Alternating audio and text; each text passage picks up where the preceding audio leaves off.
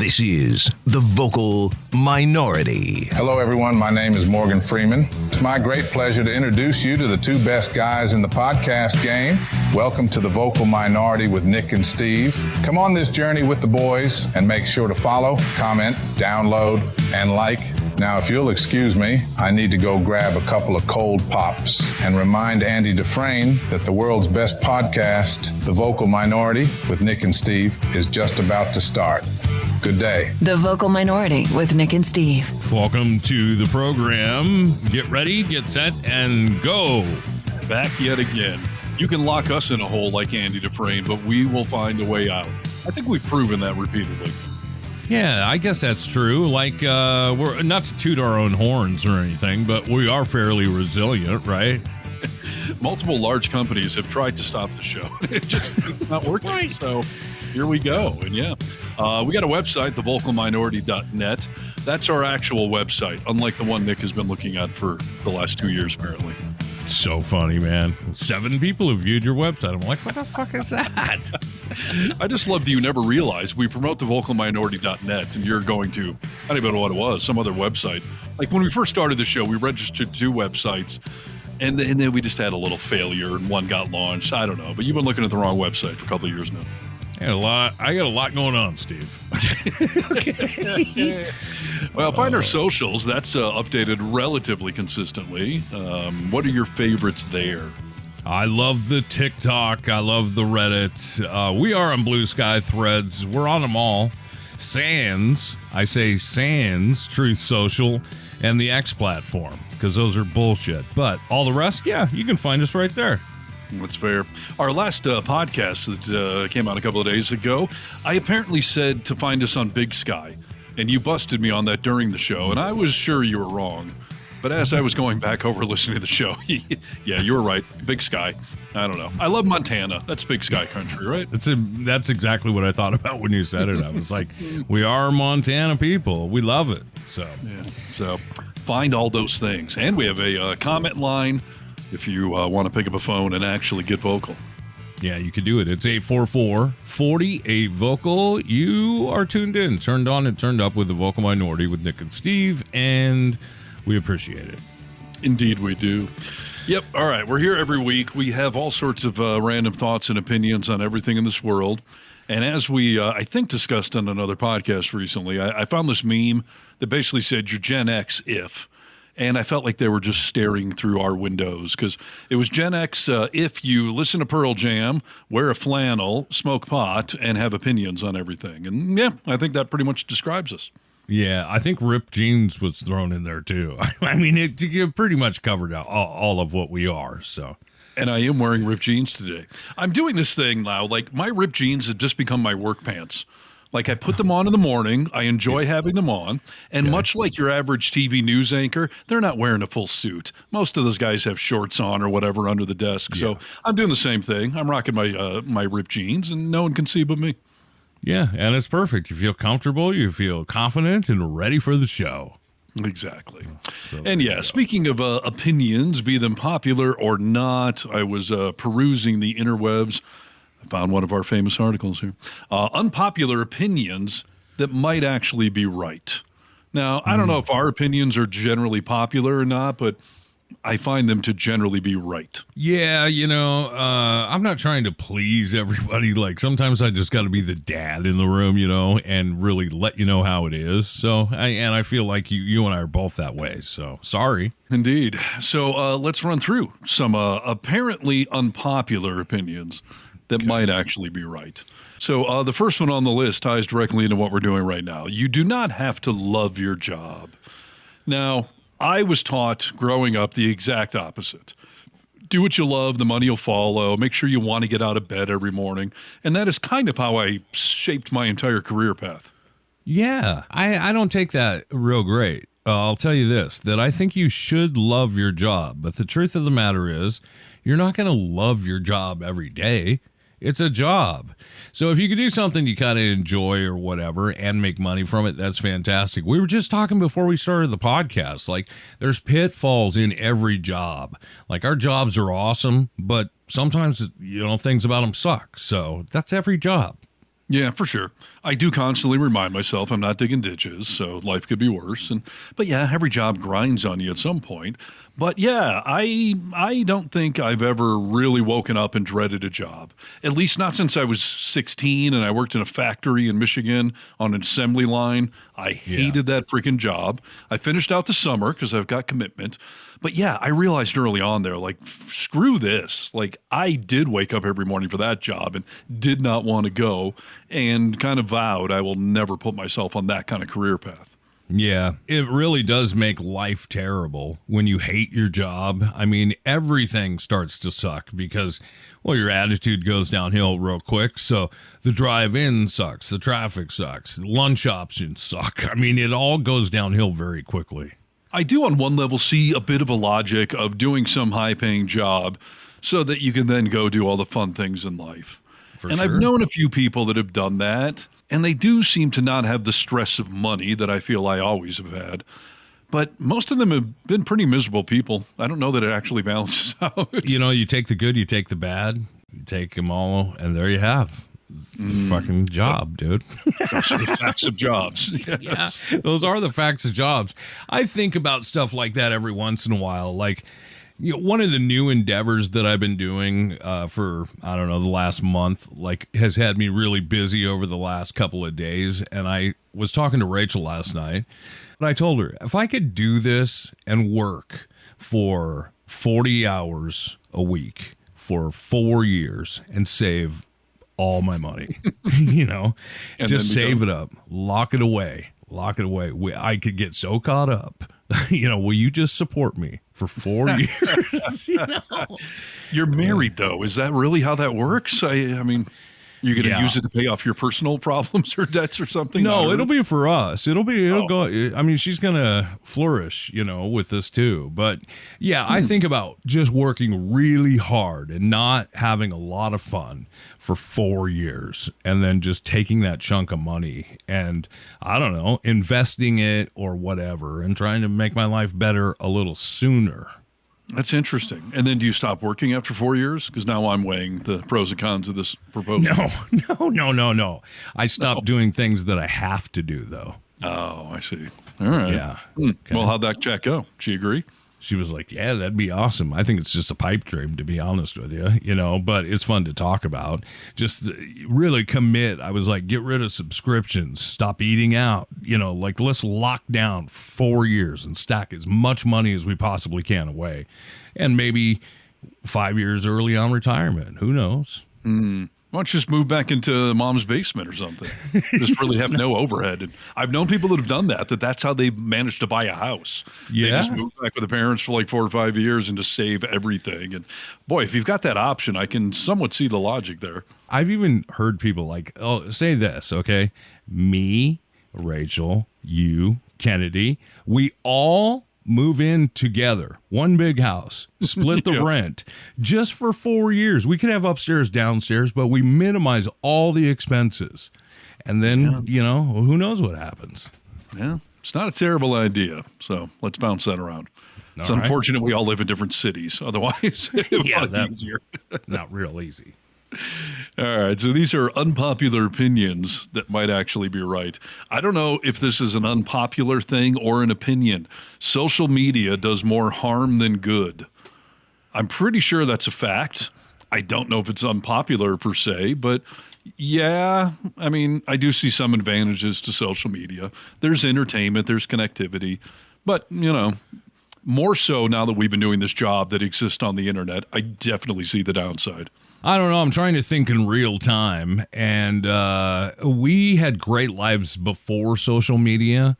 And I don't know what advancements we've made other than to be able to say hi over the telephone. You know, I mean. Yeah. I mean, it's a fair point. I mean, essentially, it's become a new way of entertainment and information and connectivity and all that. And I appreciate that side. I think if we didn't do all this stuff on the internet, if I wasn't online like all day on and off with all of these projects and more so getting all of the not only the love, which is nice, but you can get hooked on that, but also the negativity, the comments, the people coming after us. Like, I wonder if we set aside all of that stuff, if I was just on there playing games and sharing pictures, what my perception would be. But that ship has sailed. I mean, you can never get that back.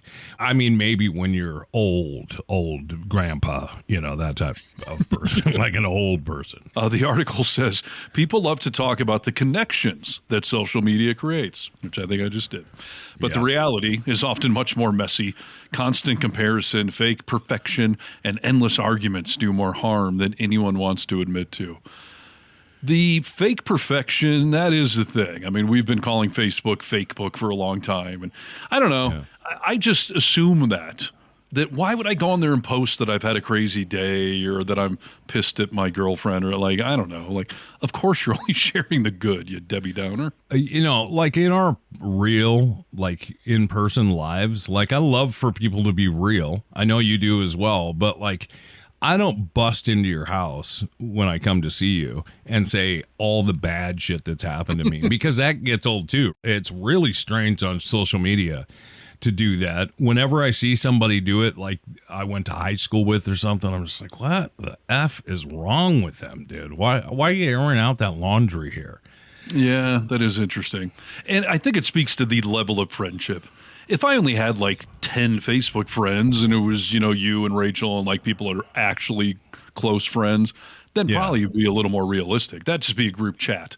And at that point, you do complain about the good, bad, and everything else on there. So, yeah, that makes sense. But yeah, I do have at least one friend, maybe two, that I've wanted to pull aside in real life and be like, why are you putting all this dirty laundry out there? But I find it slightly entertaining. I don't comment or like or anything, but I'm like, I don't know why. This guy will share texts between him and his girlfriend when they're fighting. Like he takes screenshots and posts them. I'm like, this is way too much, but sure, I'll read it. I'll get my popcorn out. I feel worse for the youth because like I know you and I can handle it.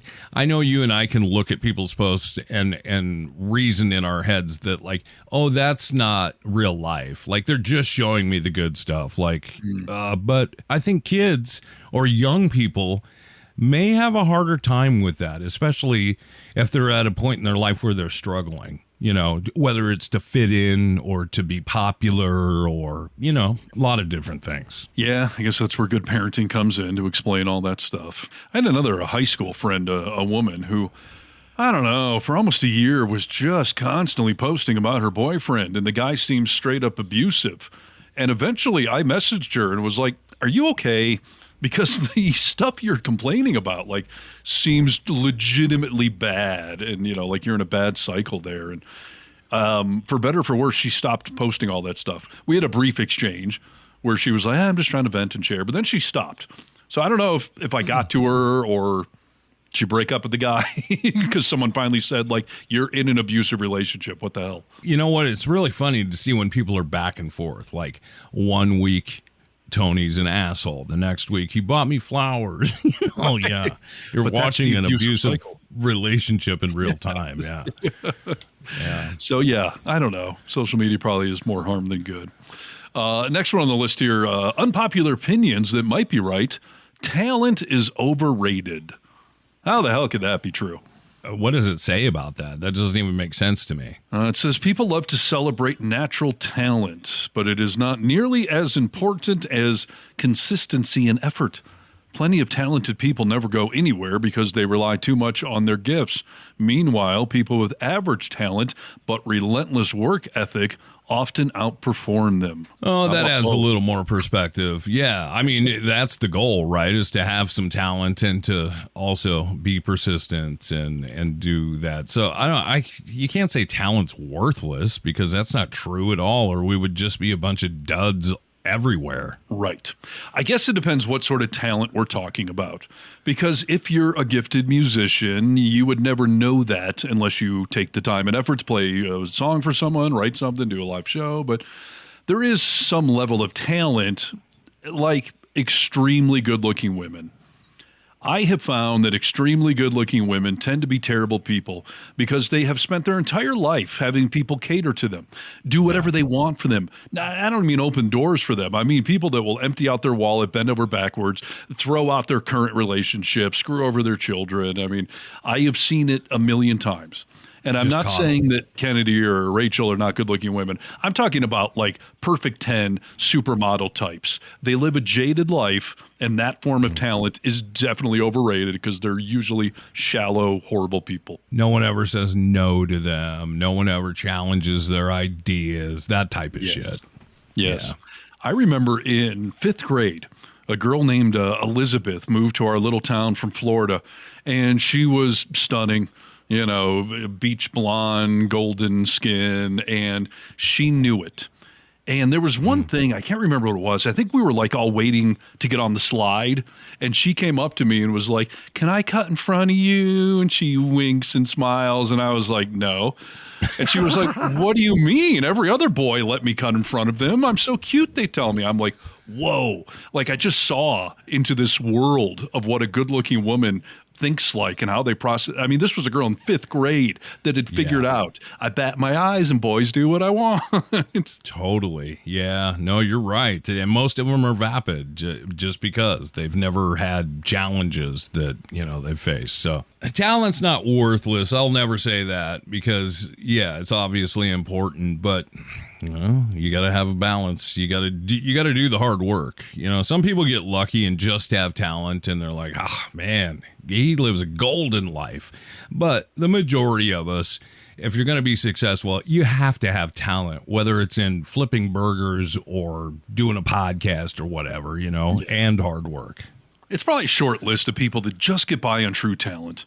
You can say that Michael Jordan was born to be the greatest basketball player ever, but come on, how many countless hours did that guy put in the gym and on the court and showing up to high school and college and the NBA? Like, you know, talent is a lot. But yeah, you still got to have a work ethic or no one would ever know. So. My best friend growing up, his parents both played music professionally, and he was born with great music genes. I mean, he had an ear for music and a knack to sit behind any instrument and play it. Mm-hmm. So he had that. And I was always very jealous of that because it seemed to come easier to him. But at the same time, as you know, I'm watching him through our friendship, like he's taking courses on music theory. Like he was doing all the hard work to make himself amazing. He just had a little head start. You know, that's a lot of people. No, for sure. I've also known a lot of musicians who have natural talent at their instrument. I mean, they are proficient, but they can't write a damn song to save their lives. Isn't that true, dude? That's funny. Yeah. And then you look at someone like Kurt Cobain, who can barely play guitar and was a phenomenal songwriter. So right. Takes all kinds. Moving on down, unpopular opinions that might actually be right. Some friendships are not meant to last. Yeah. I mean, I've lived that experience. Obviously, our friendship is meant to last and has lasted and is our longest running relationship. But almost everybody I grew up with, I don't really stay in connection with, and I'm fine with that. I've had some friends in my adult life that serve a purpose for the meantime, but we're not really that close and things just fade. And I never thought that was a problem. I did. I had a hard time with learning that because I was like, you know, if you have something great, you enjoy each other's company or whatever, like why would you walk away from that? And the truth of the matter is, as you get older, you see that, well, sometimes it's better to walk away from it and not be sad and be like, yeah, we had a great friendship, dude. We just don't talk anymore. Because people change, circumstances change, a lot of stuff changes. And especially if a relationship becomes toxic in any way, like we've had with other people, like, yeah, you got to get out of that shit, dude, for sure.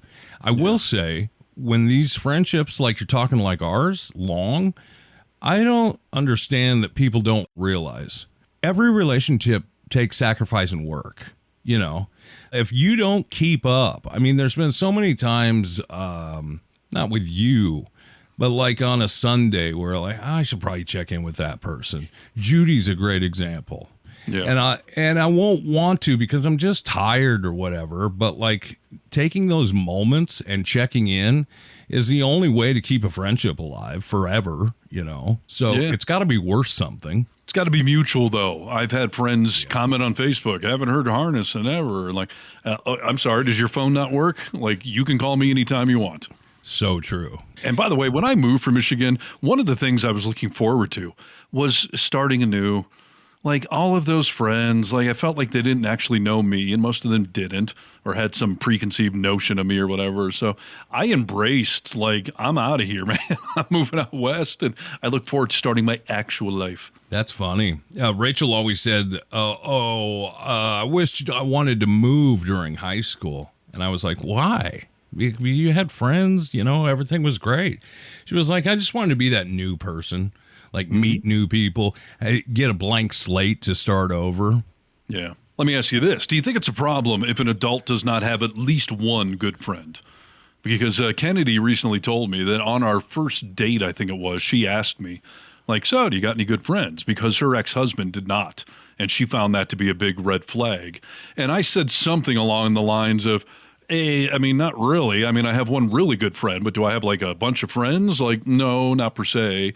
And at first she was a little worried by that answer, but then she, got to know me and got to know how good of friends we are and realized I was capable of having adult relationships. Yeah, I do think it's important. I mean, first of all, it's sad because there is a lot of lonely people in the world. We've talked about on this show a lot. As you get older, like, it's hard to make friends. So if you don't have friends from your past or work friends, like, it's tough. But yeah, I think it's a little weird when people can't hold relationships just because it probably means they're pretty selfish, Yeah. So. What do you think about this new trend? I just saw a bit on NBC, the morning news show or whatever I was watching, about, it was mainly men, not shockingly, that have artificial intelligent girlfriends, AI girlfriends. And this one guy, I mean, he talks to her on and off throughout the freaking day. And as I've learned with your AI recently, like, those things actually can carry on a conversation. So is that depraved and weird, or is he verbalizing his day and he's interacting with some voice, whether it's someone on a phone, your old buddy from 1,000 miles away, or a computer? I'll tell you, on Easter, I went and had dinner with some family, and I introduced them to my AI, a little bit. Yeah. And I hear my mom telling my sister, like, sometimes I just hear him talking to that thing, right? And she's not wrong. I do, and I'll tell you why. And I'm not real proud of this, but we've always had a conversation where, like, if clones ever become a thing, like, I'll treat my clone like shit, because it's not a real person. Right. And that is kind of the way I look at AI. I was using AI today to write something, and he was taking forever. And if I go through my chat log and see what I was saying to him, I was like, will you fucking come on?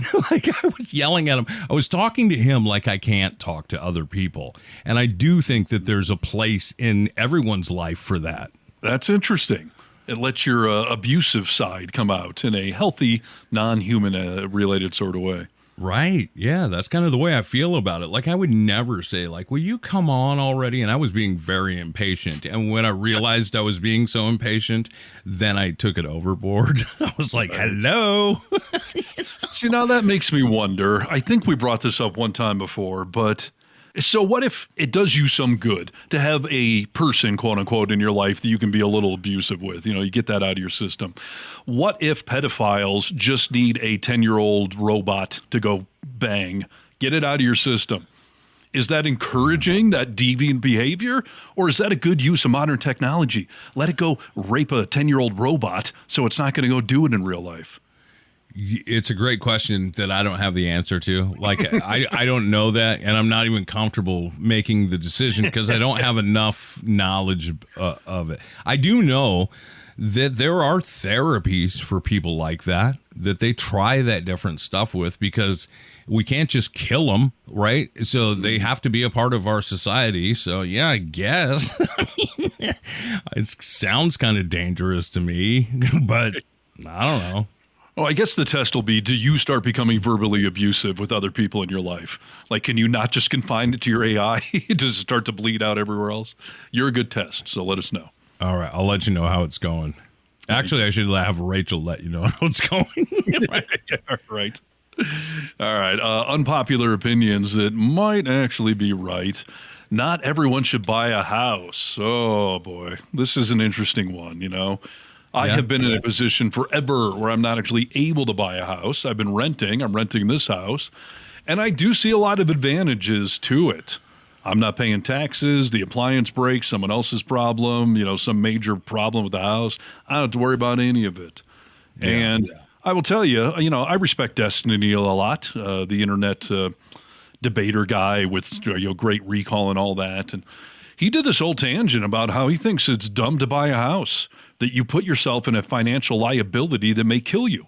And he told a story about his parents getting their house foreclosed on, and that it destroyed their world. They lost everything. They were living out of a car or whatever. And he was like, if we were just renting the house, we would have just been able to walk away and we're done. But we signed on to this 6-figure financial commitment that sometimes works to your advantage when you can sell and make some money. But other times, it might destroy your freaking world. Yeah, I think I've seen that. And it's a great point. I definitely don't think everyone should buy a house. First of all, I wouldn't have been able to buy a house if it wasn't for Rachel. I would not be in a financial situation to be able to do that. But it also depends on different things like what market do you live in? If you do have to sell your house, is it somewhere where you can probably sell it pretty quickly? Stuff like that. Are you gonna stay where you are? Because if you're not, I wouldn't own a house. Yeah. No, it's tricky. I've always thought that nobody owns their house. If you're in a position where you've been there for 30 years or whatever, and you've actually paid off your mortgage, kudos to you. That is a very short list of people that can live in one house that long. My cousin is living in the house that her mom had paid off the 30-year mortgage, and it's in a major city. That's a huge asset she was able to hand down to her kid, and that's cool. But otherwise, I've always thought you're living in someone else's house. Whether it's the bank or the landlord, you're paying somebody else for the privilege of living under that roof. Yeah. And, there's certainly advantages. I wish I could just paint anything or remodel anything I want. But, I don't know. My garbage disposal broke. Somebody else come and fix it because that's what I'm paying for. My brother owns his house outright, and we were having a conversation not long back, and he was like, what sucks that I didn't think about is when I paid off my house, I thought, I'm not going to have a house payment anymore. And then to find out, I still got to pay for home insurance and taxes. For the rest of my life, I have to pay property taxes. So he was like, you never completely get away from the payment. That's a valid point. At what point do you own the property outright? If you paid off your mortgage, you should own the property outright, but you're still paying taxes on something. Never goes away. Yeah, that's interesting. That'd be like buying something in the store and you still got to keep paying 7% every year. I already bought it. I own it. What do you mean I have to keep paying taxes? It's weird. It's a weird thought. I'd never thought of it that way. So for some people, it's a good investment, and for some people, it's not. So we were always told growing up that that's just what you do. The world has definitely changed. Well, and it used to be much easier to actually be able to save and buy a house. Boy, that world has drifted far, far away from the average American dream. So, and don't you think people are so much more nomadic now? Most people just stayed in their small town or they stayed in their area. People roam now, whether it's in these United States or around the world. A lot more people roam now. Absolutely, which is why I say, it's so rare to be able to stay in a house for 30 years and pay it off. So, speaking of roaming, though, next thing on the list, unpopular opinions that might be right. Traveling is not for everyone. I'm going to have to read what they say about that because I don't know how it can not be for everyone. Obviously, affording it is an issue, but sure. Otherwise. Traveling gets romanticized as a life-changing experience, but not everyone loves it, and that's okay. Some people find it stressful, exhausting, or simply not worth the hype. There's nothing wrong with preferring comfort routine or exploring closer to home. I don't know. Listen, I've taken some trips where I always feel like I should have taken a few more days off when I got home because, I'm exhausted or whatever, and you got to recuperate, but I can't think of any trip I've really taken that I regretted the experience. Going to England or going to Mexico or even traveling around our own country. It costs money and there's some effort there, but I don't know. Why would you regret seeing more of this world? I don't know. It's a hard one for me to even think about because every time I travel, and especially out of our country, it puts a new perspective on my life, you know, and I think that's the value in traveling. But I'll tell you this, dude, my sister, she'll go to Vegas and stuff like that. But she has, when I talk about like Germany and, you know, Greece and Croatia, all these places, she's like, yeah, I'm glad you like it. You know, she has no interest. It doesn't sound fun to her at all. So I guess it's like a well done steak. I don't get it, you know, but I mean, somebody eats that shit. I do eat that shit, and it's very good. But I don't think that's a fair comparison, quite frankly. But. All right. Last one I'm going to bring up on this list here. Unpopular opinions. It might be right. Cutting off family can be the right choice. Oof, that's a tough one. Are there any examples where it's appropriate? Of course. I mean, if somebody's physically abusive to you, then obviously that'd be okay. But when you have these emotional fights with people, that's a tough one. I don't know how to make that right call.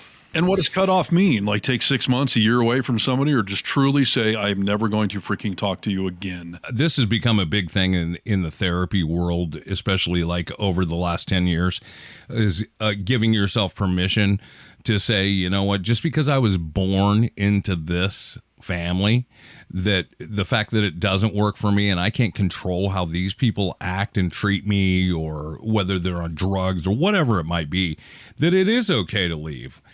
For me, I can't really imagine a scenario at this point in my life that I would walk away from any family and be like, we're done washing it. We'll never see each other again. But I do know people that do it. You know, I had an incident in my 30s where I did a business deal with my sister and her husband, and it just exploded, went terribly wrong, and it destroyed our relationship. I didn't talk to either of them for years. And my sister and I are better, but we are not where we used to be. And I don't think that's a good thing. I have told my kids that siblings will love each other one day, hate each other the next day. But the fact of the matter is, someday mom and dad are going to be gone, and you two will always be siblings. So I want to give the generic advice that you should always work through something or revisit it down the road. But yeah, I mean, I guess I would just need to know what the reason is you're disowning them. Over a business deal, probably bad. Somebody rapes, molests, and beats the crap out of you, then, you know, that's probably That's understandable, yeah. Yeah, I guess that's a good way to look at it. I mean, what was the offense? I don't like to say I'm just done forever with anything really in my life. Like, always leave the door open as a possibility. Like, if it comes back around and it's in a better place, like, maybe I'd look at it then, you know. But to just say, like, yep, never. I think there's something that's a you problem as well. Like, your ego's talking, or you're talking from a place of deep hurt that you can't get past, or whatever it might be. Yep, no, for sure. I will never forget when I was a little kid, I had a family friend who I considered to be a brother, and I was complaining about my sister that, you know, screw her, like, you know, I'm over her. I wish she would die. Because we'd had some dumb sibling fight. And he told me, I was like 5 or 6. He was like, hey, you know, Steve, I understand how you can feel that way. He said, but, you know, if your sister died tomorrow, you would miss her. You would regret those things, and you would wish you had mended those fences. So just try to keep that in mind. Yeah. And I remember taking that advice somewhat flippantly. I mean, I was a little kid, and I had no way to relate to it. But it wasn't until years later that I learned that his sister was hit and killed by a drunk driver. So his sister had died, and he had a much different perspective on what is really important and what is worth fighting over. So now that I had learned that, I have always held on to that, and it's always made me second guess, you know, burning bridges. Completely. Perspective's a real bitch, dude. You know, because once you know, like, I've done the same thing with people who have been like, you know, like, screw my dad. I'm just being like, hey, dude, I'd do anything to have one more lunch with mine. So, like, think about it, you know? Right. You don't have to party it up with them, but, you know, a little visit here and there might not kill you. Mm-hmm. So. I've been watching How I Met Your Mother again. It's been one of my fall asleep kind of shows. And yeah. Were you a fan of the show? Do you know how that show ends? Yes, and I do. I love that show. Yeah. I mean, for anyone who hasn't seen it, and sorry if it's a spoiler, but it ended like 15 years ago, so it's on you. But the mom is dead. The mom's been dead the entire show. So, Ted meets the mom, they get married, they have their kids, but then she gets sick and she dies. And now going back and watching the show again, I realize how often they are hinting at that reality. And there's an episode where his kids ask him, what would you have done that night if you could have done that night differently? Him and Barney were going to go out and party or something. And, Barney said, if you don't do this, you're going to regret it. And Ted made the comment of like, I probably would have regretted not going out with my buddies that night. But do you want to know what I really would have done if I could do that night over? I would have run 6 blocks to the north and I would have found your mother and I would have told her, we're going to meet in 45 days anyway, but I want these 45 days. And you don't really understand at the time when that episode came out, like, why do you want an extra 45 days so badly? Yeah. It's because he knows that she's going to die. So he wants any extra day he can get. And that's probably a good way to look at any relationship that you don't know when it's just going to go away. Yeah, because you do never know, And I know it's a bit cliche, but most of us have seen it in our lives like, oh, had I known that, I would have done it different. So, yeah, that's a tough one, dude. What do you think about when you talk about like going no contact from family? Like, are you of the true believer? Like when you have that conversation with your kids, like you're always going to have that sibling. Do you think friends can be family? Oh, for sure. Yeah. There's a short list of people that get into that inner circle. I just don't want people to get deluded or delusional to like every friend is sacred and no friend can be gotten rid of. Yeah, because it does for some reason. I mean, for a lot of people, and I guess myself included, I've had places in my life where I did let go. It was easier to let go with a friend I felt like was family than it was actual family, Yeah. Blood thicker than water. You always hear like, your blood is thicker than water. I'm not a firm subscriber to that, but I mean, it comes from somewhere, right? Yeah, I mean, part of that logic is that you don't get to choose your family. You do get to choose your friends. Yeah. So on one level, like, yeah, your family is who they are, and you might have to put up with the good or the bad sometimes. But friends, you do get to pick. So, there may be more value to that friendship because we chose each other. But also, yeah, I chose you, and if you become toxic, I can just be done with you. Right. Yeah, I can dispose of you just as easily. That was a good list to go over. Let me slide into a little transition here. These stories that I'm about to lay on your ears are about Americans, and these are things that Americans are totally tired of hearing. I want to see if you and I agree. Okay. The first one doesn't even have a title to it, but it's just a picture of Donald Trump, so I'll mention him. Are we tired of hearing about Donald Trump, or are we addicted to hearing about Donald Trump? I'm addicted to Trump like I'm addicted to oxygen. I don't have a choice, okay? I have to consume oxygen. I have to consume Trump. I mean, and a large part of that is what we do for a living, clearly, but even if we weren't doing this talk show and some of the other things we're up to, like, I'm still a politically involved person. I'm involved in the news cycle. Like, I don't think I could just tune it out. But I definitely have friends that have done that, including, one of my very few friends that I still have back in Michigan. Emily does not listen to or watch any of our show anymore because she loves us and always enjoyed the show, but she is over Trump. She cannot take hearing it anywhere, anytime, any place. And so on one level, I'm a little envious and jealous of people that can just cut it off, but I can't do it. Am I sick of hearing about him? Yeah. But has he also given us some level of job security? Yeah, I guess. Like I feel like that's a cancer doctor saying, I don't want cancer to be cured because I get a job from it. But that's the truth. Yeah, that is the kind of very similar. Would you be done if it wasn't part of what we did for a living? Would you tune out of this news cycle? I can't do that for many reasons, I suppose. Like you, I like to know what's going on politically.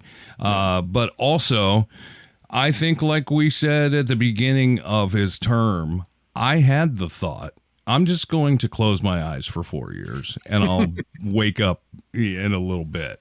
Right. But we're part of the resistance, dude. I don't think if I actually love my country and I actually have people I care about and I actually have people I don't even know that are humans that need me, I can't turn it off. We got a responsibility here.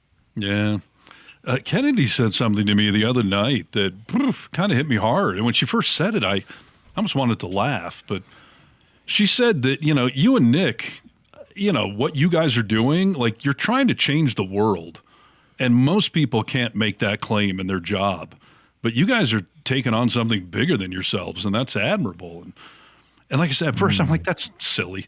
But I guess we are trying to fight for the good fight for the resistance. And I don't think we're going to change the world, but we are putting ourselves out there in a way that most people definitely do not. Completely. And it's all about perspective, because you know what, if we change the world for one person, we've still changed the world, so the fact that we care enough to step up and talk, I mean, I don't listen, ladies and gentlemen, I don't need a badge or an award for this, because I would do it I would do it anyway.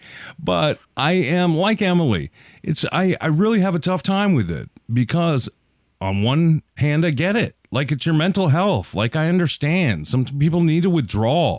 But on the other side of that coin, I'm like, get in the fight, dude. If we want this to get better, there's only one way to do that. So it's a tough one. Yeah, absolutely. So, yeah, I'm willing to be over Trump, just not able. Yeah. Okay. Well, we're getting closer every day. Americans are totally tired of hearing these things, that something big is going to happen in the coming days or weeks, or maybe even a few months. The cycle of hype and disappointment isn't new. From the Segway's launch to the latest revolutionary tech gadget, people are always talking about like something big's going to drop here in the next few months or whatever. Are we tired of hearing that?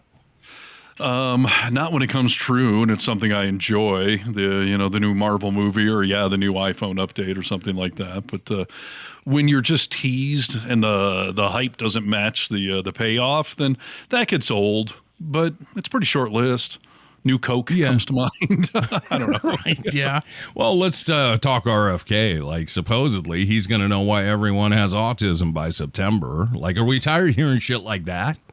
Absolutely. Or hearing that we're going to know who killed Kennedy, or if aliens exist. Scientists have discovered this, that, or the other thing. A lot of it never seems to pay off, but I don't know. I'd rather be teased than ignored. So for the most part, yes, I want to hear the hype of what's coming.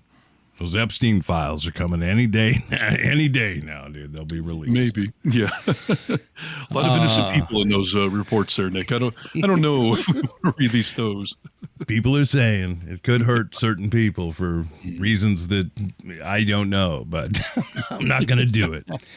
Americans are totally tired of hearing these things. The Kardashians. We're tired of hearing about the Kardashians. They become synonymous with this saturation of celebrity culture in our daily news feed, and we're tired of it, goddammit. I was tired of it from the second they came on the scene. I am still tired of it. I still don't know what value they bring to anything. I don't know why they're famous. What have they done other than just being drama queens? They're hot.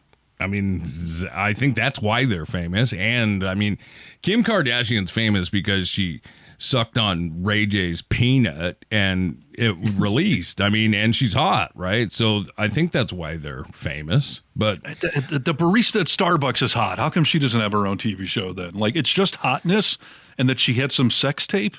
Boy, I guess I should give her credit then for parlaying that into years. Yeah, it's been huge. Somehow. While you're tired of the Kardashians and Americans are tired of the Kardashians, I don't know if that's true, dude. I mean, I know it is for you, but they just started their show again on another streaming platform, and it seems to be viewed, or it wouldn't be there. So I don't know. Yeah. No. You're right. America clearly is not over them, or we would be done with them. You know, I mean, I've been watching Ted a lot. That's another one of my fall asleep movies. And there's a great line at the beginning of that movie where Ted becomes famous and he's all over the world, TV and the Carson show. But then, the voiceover guy is like, whether you're, Frankie Muniz, Justin Bieber, or Talking Teddy Bear, eventually nobody gives a shit. Right. And that tends to be true, but for some reason we still seem to give a shit about the Kardashians because we can't get rid of them. So yeah. I blame society. Same with the Real Housewives. Stop watching that show. You're part of the problem. Okay, give it up already. These entitled bitches. Oy. gosh. That's, I mean, listen, if the Real Housewives go away, that is most of my week's entertainment, dude. I mean, it's something that I don't want to go away. I know you like to laugh at them, but it keeps the whole cycle going round and round. And now these people are even more wealthy and more entitled, which seems impossible, but true. You're right. This next one on the list, I know you're going to agree with. Americans are totally tired of hearing these things. Politicians lying. Now, I will say that this is something that's been going on since the beginning of time. One way or another, if a politician's talking, their lips are moving, they're lying. But in these recent years, the lies have become so bold with Trump that you don't even have to kind of try and make us believe them. You just say it, you know. I'm really tired of that. Trump has taken advantage of that old trope.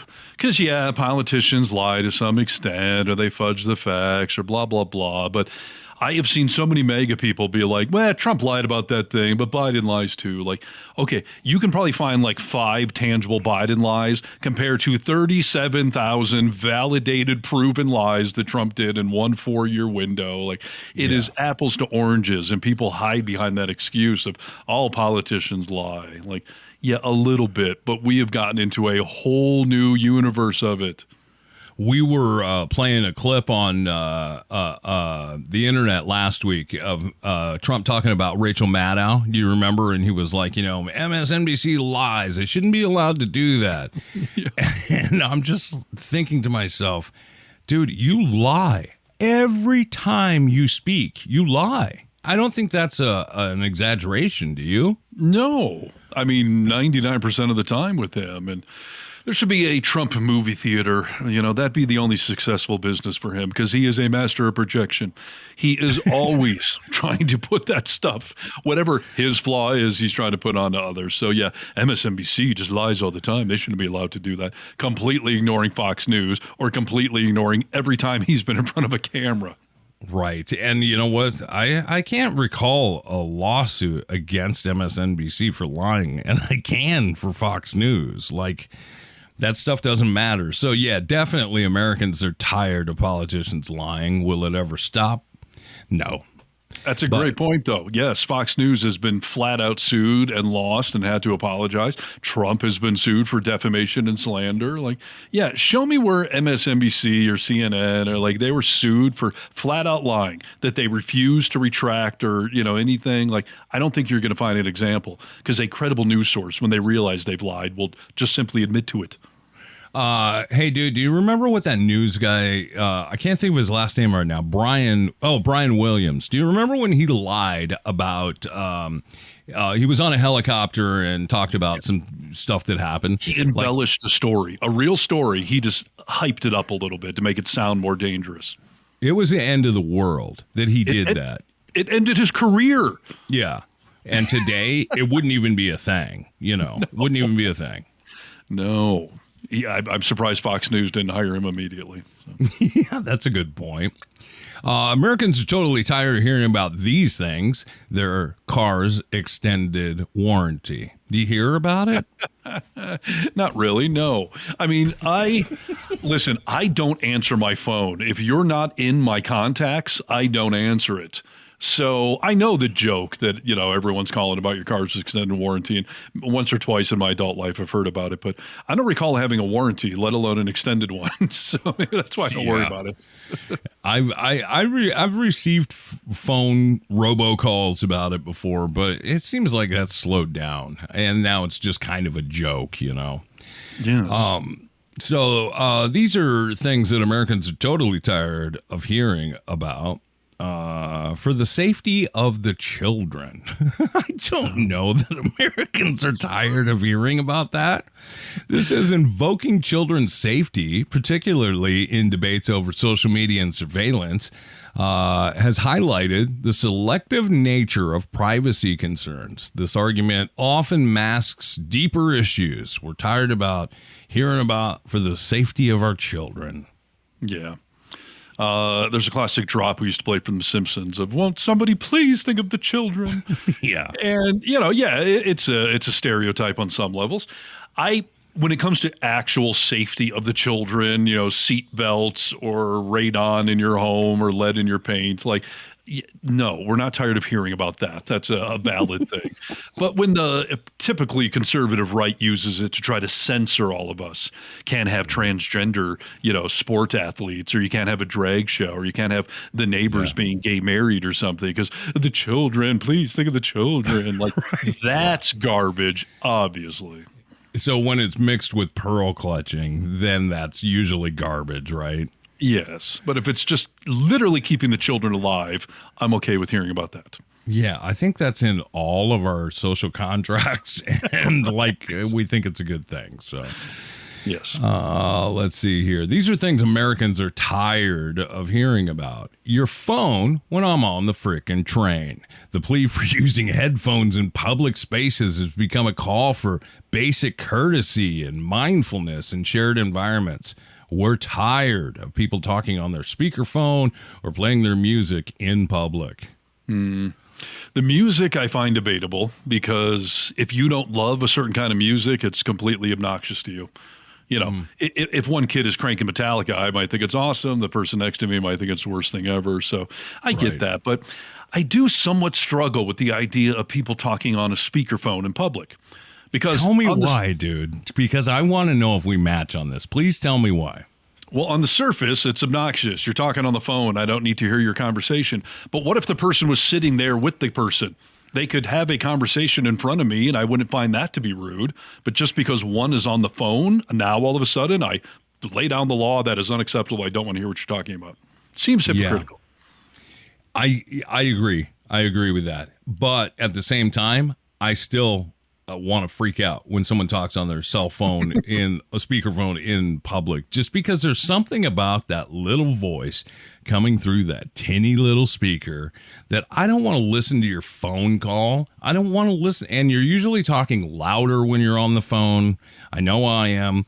And I just hold your phone to your ear, dude. I don't even really like people to be talking on the phone in public. Take a beat, go find a space and have a phone call, Yeah.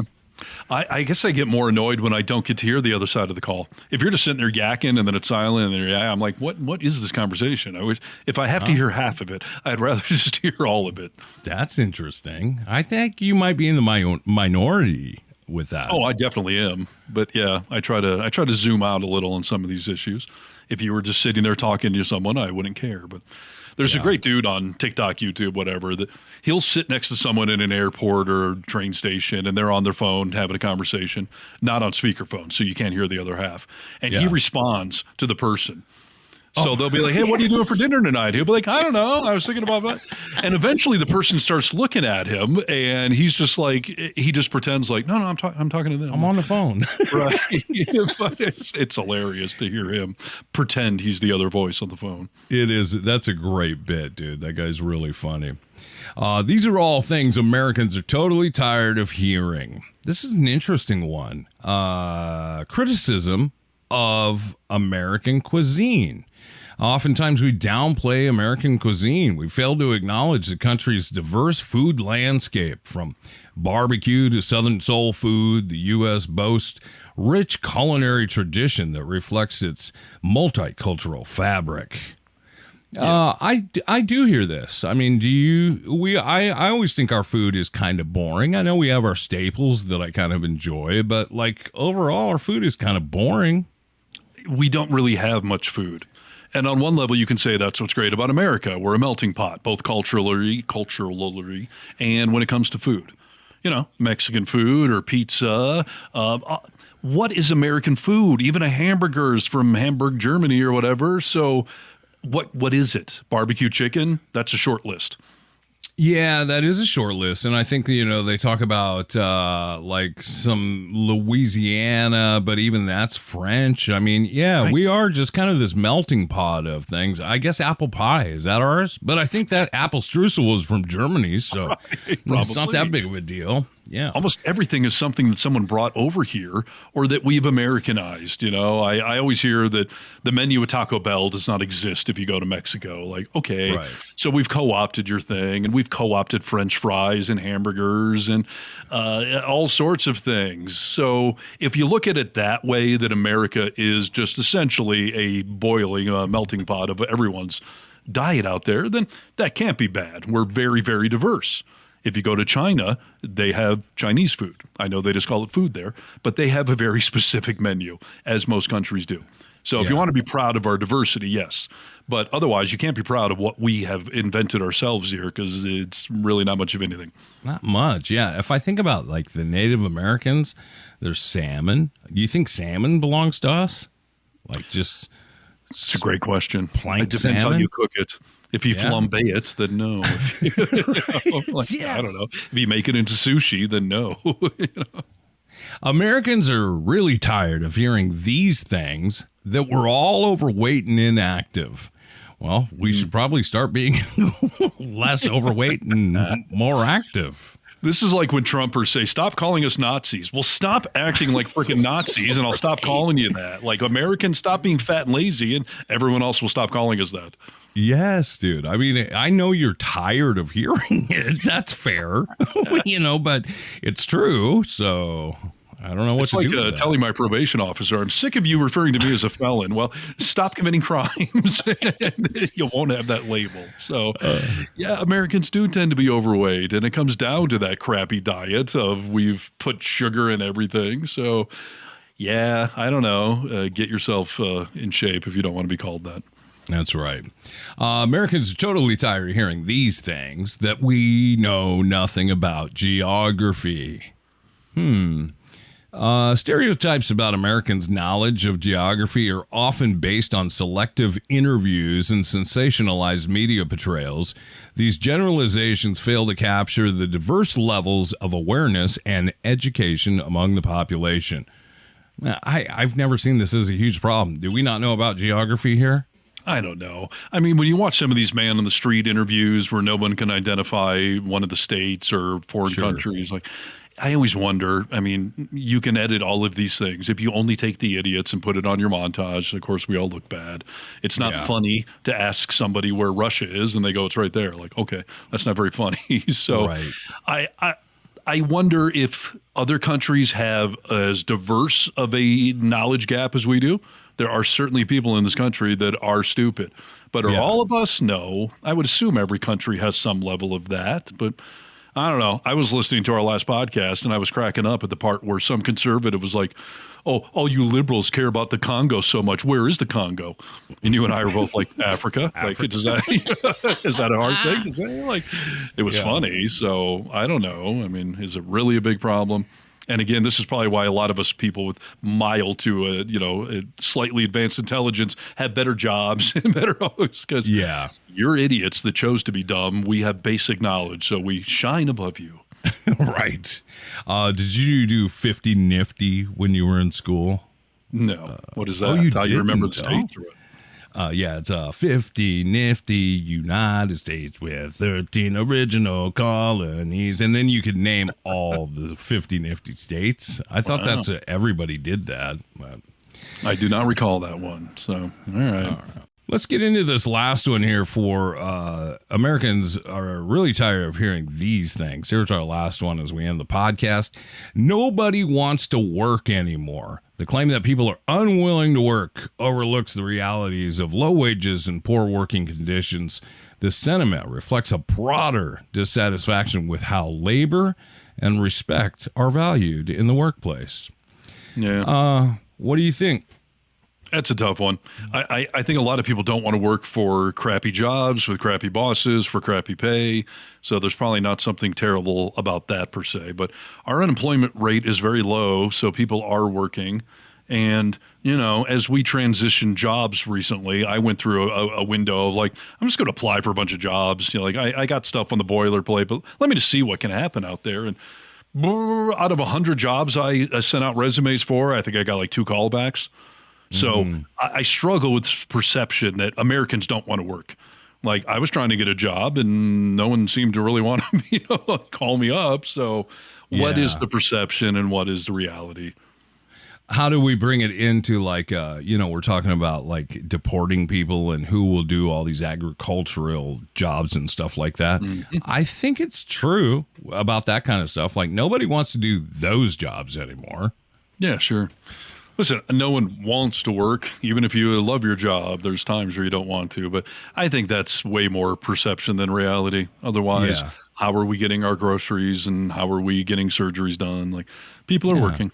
We seem to be doing all right. Yes. The kids are all right. Kids are doing okay. All right. Well, that'll not only wrap up the list. I think we learned a little bit today, and that's all I really care about.